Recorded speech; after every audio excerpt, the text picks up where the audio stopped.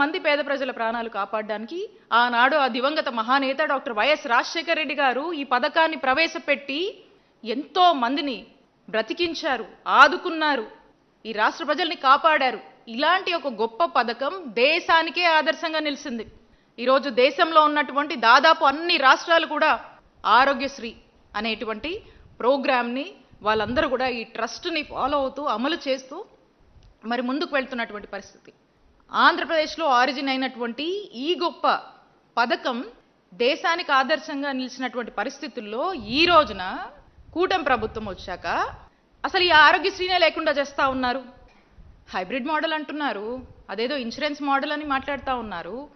ఈ ఎక్కడ లేని మాడ్యూల్స్ అన్నీ కూడా చెప్తూ ఈరోజు ప్రజలకు చక్కటి ఫ్రీగా అందేటి వైద్య ఆరోగ్య సేవల నుంచి దూరం చేస్తూ అనేక ఇబ్బందులు పాలు చేస్తూ ఉన్నారు.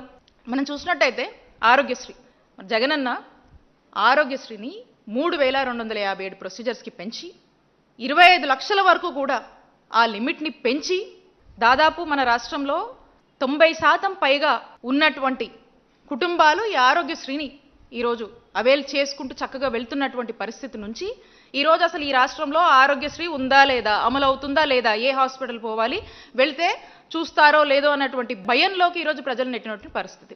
మా నాయకుడు జగన్మోహన్ రెడ్డి గారు జగనన్న ప్రభుత్వంలో బ్రహ్మాండంగా ఈ ఆరోగ్యశ్రీ ట్రస్ట్ కింద 3600 కోట్లు సంవత్సరానికి మనం ఖర్చు చేస్తూ గొప్పగా ఈ ఆరోగ్యశ్రీ పథకాన్ని, ఈ ప్రోగ్రామ్ని మనం అమలు చేసినటువంటి పరిస్థితి.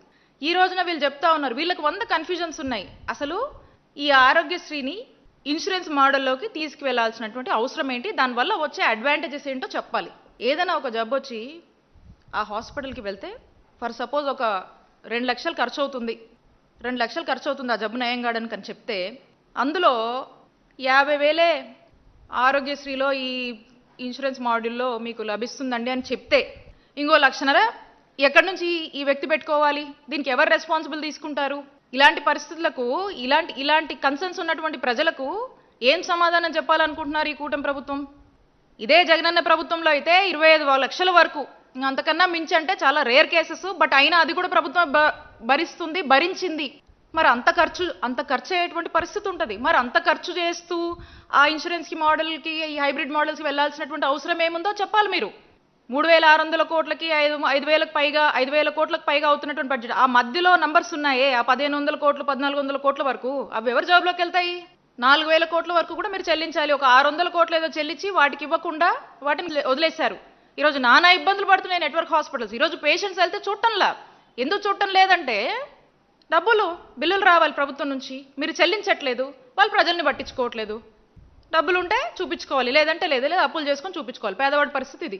ఎందుకు ఇదంతా చేస్తున్నారంటే ఇవన్నీ మంచి పనులు చేసిన ఈ పేరు ఆ దివంగత మహానేత డాక్టర్ వైఎస్ రాజశేఖర రెడ్డి గారికే పేరు వస్తుంది, మా నాయకుడు జగన్మోహన్ రెడ్డి గారికే పేరు వస్తుంది. కాబట్టి ఈ పేరు ప్రజల్లోంచి పూర్తిగా చెరిపేయాలనేటువంటి ఒక దురాలోచనతో మీరు ఇవేవీ లేకుండా చేస్తూ ఉన్నారు.